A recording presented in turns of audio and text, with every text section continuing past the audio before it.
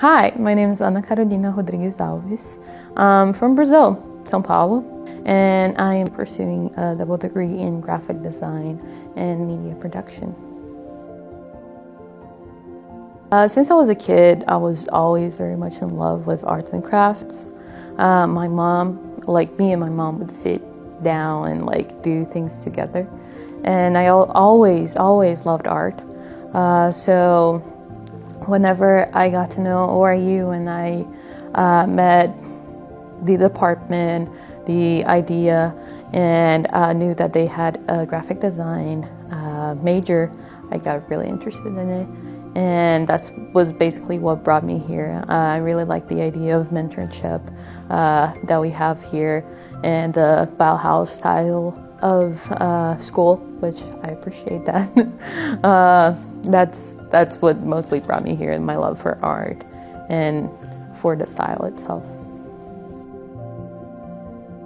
I think there are several things that inspire me to create. I feel like there's a lot of my culture that it transcends and it ends up in my artwork. Colors and how I grew up and the city that I grew up. Like São Paulo is like the biggest city in Latin America. We tend to call it a forest of cement because there's a lot of buildings and brutalism is everywhere. So I think that inspires me in my colors and how I view things and how I kind of portrayed my vision of the world in my artwork. But honestly, it's just a way to communicate what I see and change that into something that is visual, that people can connect to and that can see and maybe see themselves in it. So honestly, it's just a way to communicate myself. My senior project was heavily inspired in my culture. In my future, I want to be a production designer for film, which is basically the person that brings to life a script into the realization of the film. So everything that you see it was designed by a production designer. It was touched by an art director. So inspired by that, and with my goal as a career, I decided to choose a book. It's a Brazilian book. It's called The Posthumous Memories of Brás Cubas.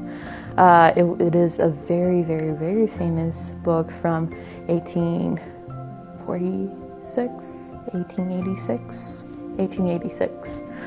Yes, it tells the story of this guy, Brás Cubas. He was an awful man with highly questionable ethical and morals.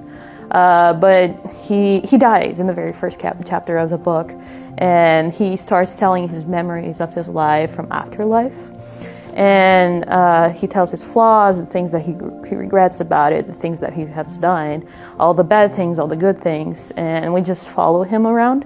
And my idea was to almost, if I was shooting that as a movie, transforming that book into an actual movie. So I'll be building his house. And basically, whenever you're building a set, you have to do a model for it because there will be other people that will be helping you build that. You're not doing that by yourself, so you have to have a physical representation, a visual representation of how that looks like. So I'll be building a house for him. The house is based on a farm state that we have in my state. It's a couple hours away from my house. Beautiful manor. And I'll be basing the exterior part of the house into that house, existing house. However, I'll be transforming the interior parts into what aligns better with the book and how I visualize Brás Cubas' house. So my first step was to search about the story and get familiar with the cultural aspects of that time, how was society, so I can make more decisions about aesthetics. And from then on, I started building the floor plan of how I wanted things to look like on the inside, and So then I could actually put that into scale and start cutting and assembling the house, the exterior parts, and the interior. I'll be 3D printing most of the furniture.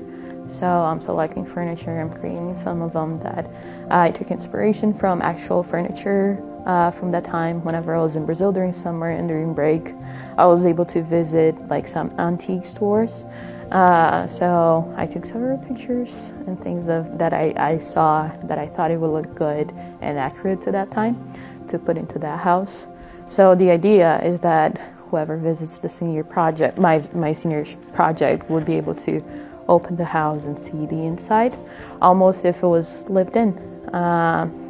And further on, the idea is to make that into a 3D model, so I can render and possibly put it on like an XR screen, and I can use that as a base for shooting something in a virtual / real world environment.